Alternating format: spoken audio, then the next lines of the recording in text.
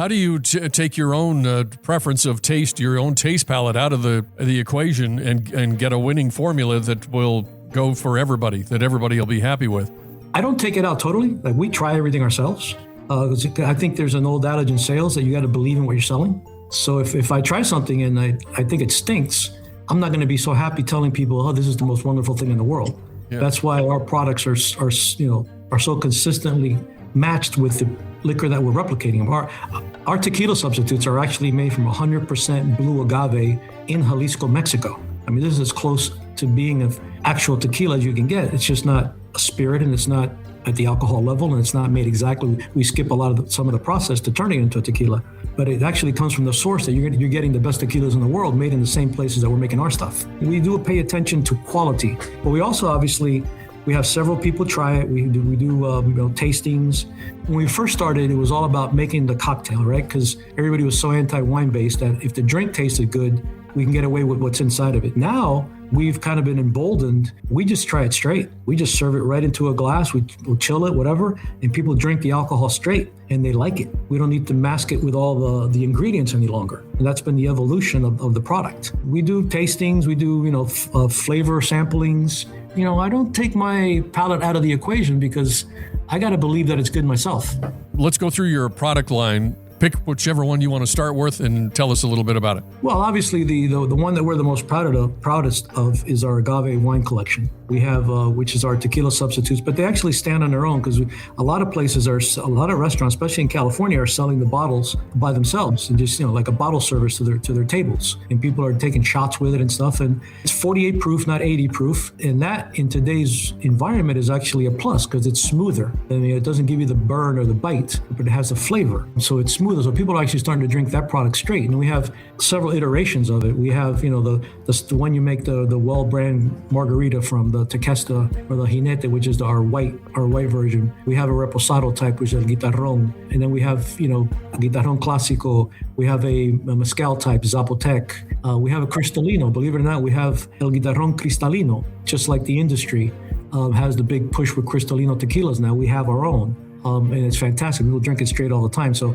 I think our Agave Wine Collection is second to none, and it's a category that could actually stand on its own, not just as a tequila substitute. The wine industry is filled with fine dining, sommeliers, a little bit of snobbery. Your base is a margarita. Have you had any pushback from wine lovers? The wine snobs, they were our biggest challenge in the beginning, and they still continue to be a challenge because automatically when they hear wine, they think of what they know to be wine. That's why we always use the term wine-based liquor, because first of all, it's closer to the truth. It's not really a wine; it's a wine-based liquor. It's not really a liquor. That's why it's a wine-based. So it's a hybrid of sorts. But what that does is, for the consumer, they either know what it is because it's becoming very common nowadays, or they ask, "Wait a minute, I've never heard of that. What is that?" And that allows us to tell them what it is. So their expectation is not that they're getting a Cabernet from California. But so we don't just say, oh, this is a wine, it's a wine-based liquor, to kind of shift that mindset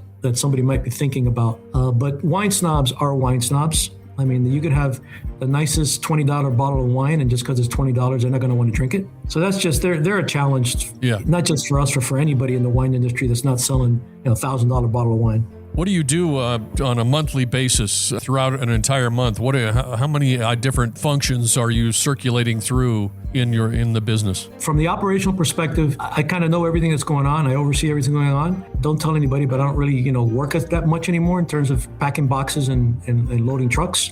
But obviously, my main function is strategic, legal, and financial. So what's going on today was decided upon last year. I can't be thinking about, today's operation because I need to be thinking about the future and the vision and the strategy. So it's kind of like what most of my time is taken up with thinking about next year, not this year. You're on top of it because I just went after I got the booking from Maria, I went to your website and I signed up. And within 10 minutes, Ray Santos reached out to me. He called me on the phone actually and said, "Hey, would you like some samples?" And this was like noon on a Monday, and I had the samples in my home Tuesday at noon. I'm glad to hear that. I'm glad to hear that. Yeah, I'm glad to hear that. It means that it's working right. It's working correctly. And those are all things that Henry and I would have done ourselves back in the day. But we're fortunate to be distributed, to be sold in several states around the country, and our growth has happened. And you can't just be a two-man operation and have that happen.